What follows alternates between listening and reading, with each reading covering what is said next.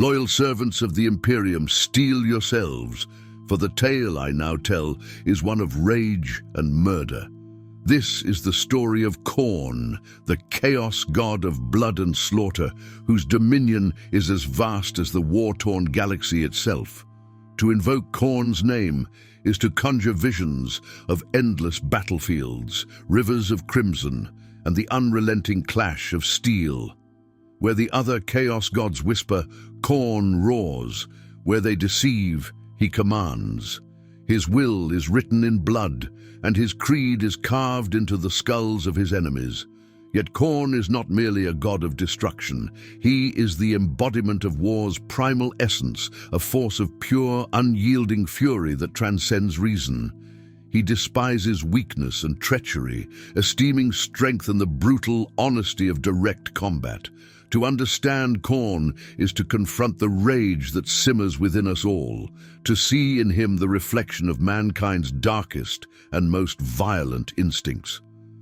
Let us journey now into his crimson realm, where war is eternal and death is but the beginning. Long before humanity walked the stars, long before the Imperium's rise, war was a constant in the galaxy. The battles of ancient races, the struggles for survival, the unyielding tides of conflict, all these acts of violence resonated in the immaterium. Over aeons, this unrelenting bloodshed gave rise to a single, monumental force, Khorne, the blood god. Unlike his siblings, whose births were marked by subtle whispers or creeping shadows, Khorne's arrival was a violent crescendo. The warp shook with his fury, and his war cry echoed across the cosmos, a challenge to all who would defy him. From the moment of his creation, Khorne demanded tribute in the form of bloodshed, each drop spilled in combat, a sacrament to his unholy power. Deep within the churning chaos of the warp lies the Brass Citadel, Khorne's fortress and throne. Its towering walls are forged from blood-streaked iron, and its gates are adorned with the skulls of fallen champions. Rivers of boiling blood flow through its courtyards, and the air is thick with the metallic tang of violence. At the heart of the citadel stands the Skull Throne, a monument to Khorne's insatiable hunger for conquest. Here, the blood god watches the endless battles that rage across his domain. His legions clash in perpetual war, their cries of rage and agony echoing through the blood-soaked plains. This is no mere stronghold. It is the embodiment of Khorne's ethos, where strength is the only law and battle is eternal. Towering above the Brass Citadel, the Skull Throne is both a monument to Khorne's power and a source of it. Constructed from the skulls of countless warriors, tyrants, and champions, it grows with every battle waged in his name. Each skull tells a story of defiance and defeat, a testament to the blood god's unrelenting dominion. Khorne's creed is brutally simple. Blood must flow. He cares not from where it comes, only that it spills in battle. Strength is the only virtue he esteems, and cowardice is the gravest sin. For Khorne, there is no greater honor than to die in combat, and no greater sacrilege than to shirk the call to arms. Blood for the blood god, skulls for the Skull Throne. These words are more than a battle cry. They are a declaration of purpose, a mantra that drives Khorne's followers to ever greater heights of violence.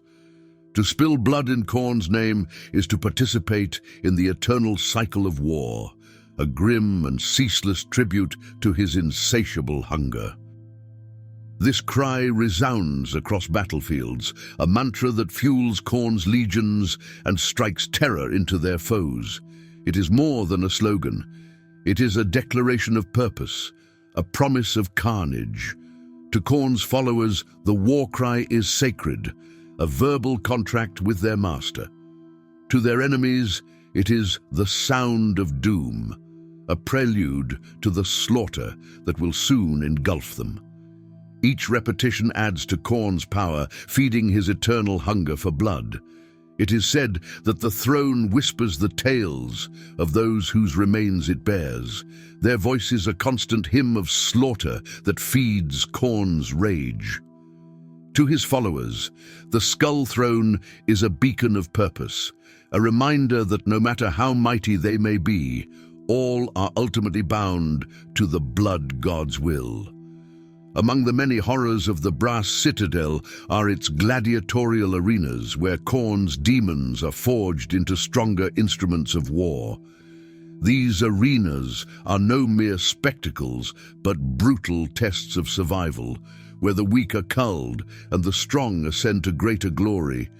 Bloodletters clash with axes that gleam with malice, while fleshhounds tear at one another in feral displays of dominance. The arenas are surrounded by the cheers of demonic onlookers, their cries echoing through the crimson sky. For the participants, the stakes could not be higher. To emerge victorious is to earn Khorne's favor, while failure means annihilation. Here, battle is not just an act of survival, but a sacred tribute to the blood god's creed. Within the Brass Citadel also lies the Forge of Fury, where Khorne's weapons are crafted. This infernal foundry is a place of unrelenting heat and ceaseless labor, its fires fueled by the souls of the defeated. Here, demonic smiths hammer blades and axes from molten iron and hatred, imbuing them with Khorne's unholy power. Each weapon forged in the Forge of Fury is a masterpiece of destruction, capable of rending flesh, bone, and spirit. These weapons are not mere tools, but extensions of Khorne's will, designed to spill blood and claim skulls in his name. To wield one is to carry a fragment of the blood god's wrath, from the crude axes of barbarian tribes to the master-forged weapons of Khorne's chosen. Every blade bears his mark. To wield such a weapon is to embrace the blood god's creed, to dedicate every swing as an offering to his throne. The axe. It is the weapon most sacred to Khorne, a symbol of the purity and finality of combat. Unlike the deceit of sorcery or the precision of ranged weapons, the axe requires proximity, strength, and the willingness to face one's enemy directly. Also deep within the heart of Khorne's realm flows the River of Blood, a vast and churning torrent fed by the slain of every battlefield across the galaxy. Its waters are thick and viscous, its surface roiling with the agony of countless souls. The River of Blood is both a source of power and a reminder of Khorne's dominion. Each drop spilled in battle strengthens its flow, binding the mortal and immortal realms. To stand upon its banks is to witness the true scale of Khorne's hunger, a ceaseless tide of violence that knows no end. The sky above Khorne's domain is a perpetual storm, its clouds swirling with shades of crimson and black. Lightning streaks across the heavens, illuminating the Brass Citadel in flashes of blinding light. The air is thick with the scent of blood, and the ground trembles beneath the weight of unending battle. This storm is not a natural phenomenon, but a manifestation of Khorne's rage, a constant reminder of his power. It is said that each bolt of lightning represents a life taken in combat, a tribute to the blood god's insatiable hunger for slaughter. Surrounding his citadel and all across the warp lie the eternal battlefields, regions claimed by the blood god where war rages without end. Here, demons and souls clash in ceaseless combat, their victories fleeting, their defeats momentary. These fields are a grim reflection of Khorne's ethos, unending war, unrelenting fury. Every death fuels his power, and every resurrection renews his legions. To fight on these battlefields is to become part of Khorne's endless cycle, a pawn in his eternal war. His dominion is rooted in the perpetuity of conflict. War is eternal, and so too is his power. As long as blood is spilled and lives are taken in anger, Khorne's strength grows. This is the paradox of the blood god. He is both a product and a perpetuator of violence. To end his reign would require the end of war itself, a prospect as unimaginable as it is impossible. In this grim reality lies the true scale of Khorne's influence, a force that thrives on the very nature of existence. Khorne's armies are vast, and at their core are the bloodletters, demons forged from his unrelenting fury. With crimson skin, jagged horns, and eyes that burn with malice, these beings are the embodiment of Khorne's wrath. Armed with hell-forged blades, they move across the battlefield with precision and purpose, cutting down all who stand before them. The bloodletters are not mere soldiers, they are manifestations of Khorne's will. Their loyalty is absolute, their discipline unyielding. In their every strike, one can feel the raw essence of the blood god, merciless, relentless, and utterly devoid of mercy. To face them is to confront the unfiltered fury of the warp. Beneath Khorne's most terrifying creations are his hounds, monstrous beasts bred for unrelenting pursuit and slaughter, with iron-hard flesh and jaws capable of rending armor.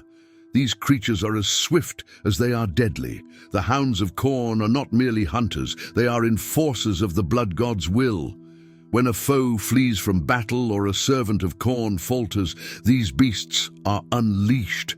Their relentless pursuit is matched only by their savage ferocity, ensuring that no soul escapes Khorne's wrath.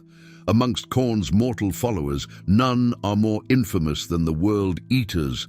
Once loyal servants of the Emperor, these space marines succumbed to the blood god's influence, transforming into berserkers consumed by rage. The World Eaters live only for battle, their minds stripped of all but the desire to kill.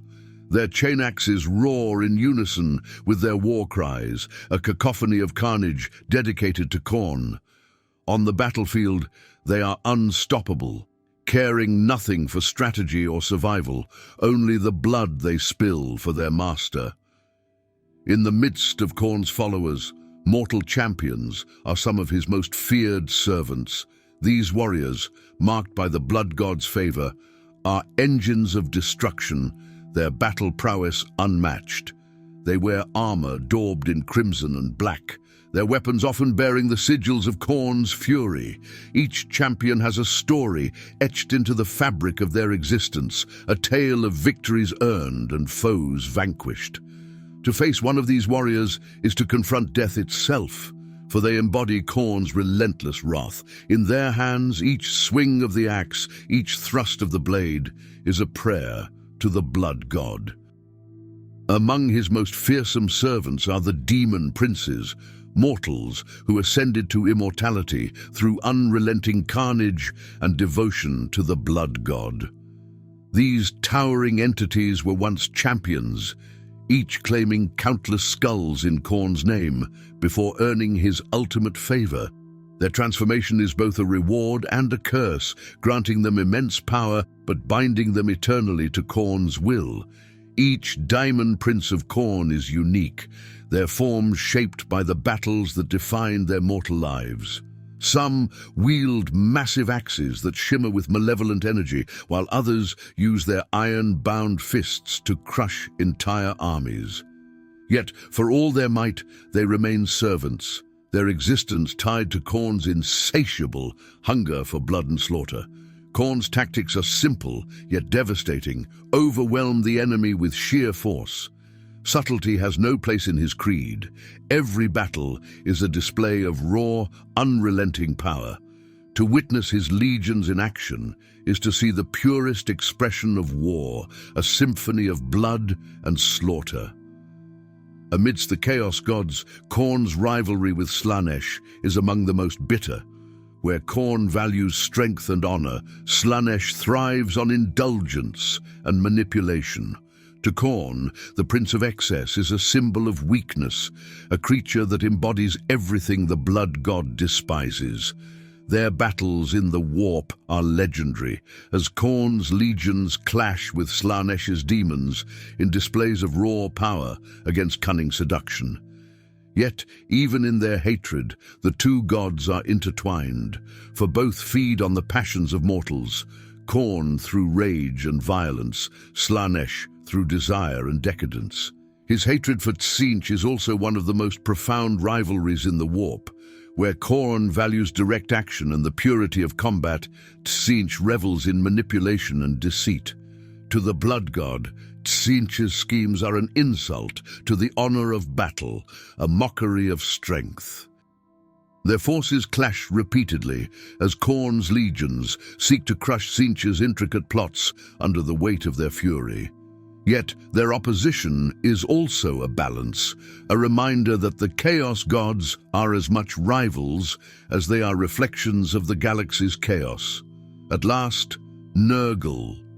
His domain of decay and renewal often clashes with Khorne's celebration of raw martial strength, for the Blood God reviles the perceived weakness of rot. One does not need to be a Primaris librarian to realize that a slow, agonizing death, or even an eternal martyrdom driven by perpetual pestilence, would be seen through Khorne's eyes. Yet, even in this grim contrast, there is a strange kinship between the two. Both are gods who revel in the relentless march of inevitability, Nurgle in the unyielding spread of decay, and Khorne in the endless cycle of bloodshed. To Nurgle, the plague is a force of nature, a cleansing that sustains life in its own twisted way. To Khorne, it is but a manifestation of weakness, something to be eradicated by the might of the blade. In their eternal struggle, theirs is not merely a conflict of strength versus decay, but a clash of worldviews, each blind to the other's vision, yet forever bound by the same cosmic forces. Khorne's influence is an invisible chain that binds all who spill blood, whether they serve him knowingly or not. Every act of violence, every moment of rage strengthens these chains, pulling the perpetrator closer to the Blood God's grasp. For some, these chains are metaphorical, a growing compulsion to kill that cannot be resisted. For others, they are literal, forged of iron and flesh, binding the bearer to Khorne's will. Once ensnared, there is no escape. The chains of Khorne are unbreakable, dragging their victims inexorably toward the Skull Throne. When the Axe-Father's gaze falls upon a world, it becomes the site of a red harvest. These apocalyptic events begin with uprisings of cultists or invasions by Khorne's demonic legions, each driven by a single purpose: slaughter. The streets of cities run red with blood, their skies darkened by smoke and ash as entire populations are butchered in Khorne's name. The destruction spreads like a plague, consuming every corner of the planet. By the time the Blood God's forces withdraw, nothing remains but silence, a desolate wasteland stripped of life. The red harvests are both a warning and a promise that no world, no matter how mighty, is beyond Khorne's reach. The Crimson Path reaches everywhere. The Crimson Path, a road drenched in the blood of the fallen, carved by the relentless march of Khorne's followers. It is a path forged through rage and savagery, where no mercy is given and no quarter is asked. To walk it is to embrace the purest form of martial strength, to surrender oneself to the savage rhythm of battle that fuels the Blood God's hunger. It is not a path of glory or honor, but one of slaughter, where victory is not measured by the lives spared, but by the lives taken. Those who walk this path are not mere warriors. They are the embodiment of Khorne's wrath, each strike an offering, each death a prayer. They care not for tactics or strategy, for the only truth is the heat of battle, the clash of steel, and the cry of blood. Their weapons are extensions of their fury, their minds single-minded in their pursuit of destruction. In the heat of battle, they are untouchable, their rage making them impervious to the pain and fear that would cripple lesser men. The thrill of combat is all that matters, nothing else survives. Yet, within this madness, there is purpose. The Crimson Path is a means of ascension, a way to prove one's devotion to the Blood God. With each death, the follower grows stronger, their bloodlust feeding Khorne's power until they are elevated to the rank of a true champion. This is the price of the path. The toll is high, and the cost is the soul itself, for no mortal can tread the crimson path without leaving a part of themselves behind. The path claims more than just flesh. It demands that one forsake reason, morality, and the bonds of kinship. It demands only blood and the promise of more.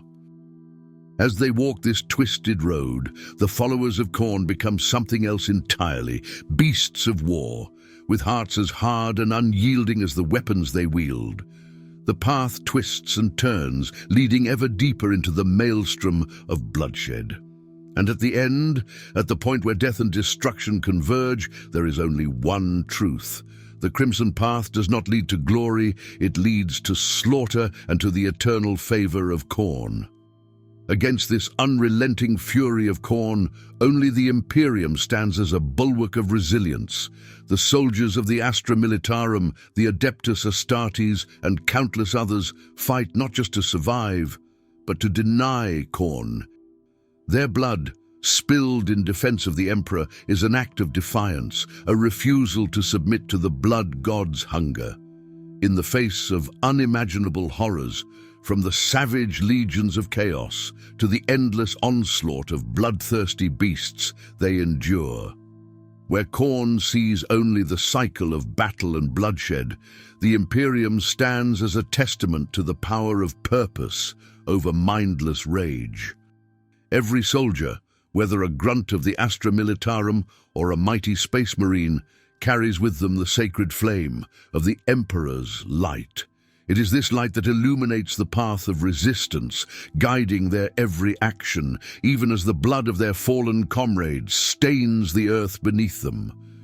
The battlefield is their home, yet they fight not just for survival, but for something far greater, the preservation of mankind's soul, the defense of a future where the might of Khorne is not the rule, but a nightmare to be fought back, crushed beneath the weight of unwavering resolve.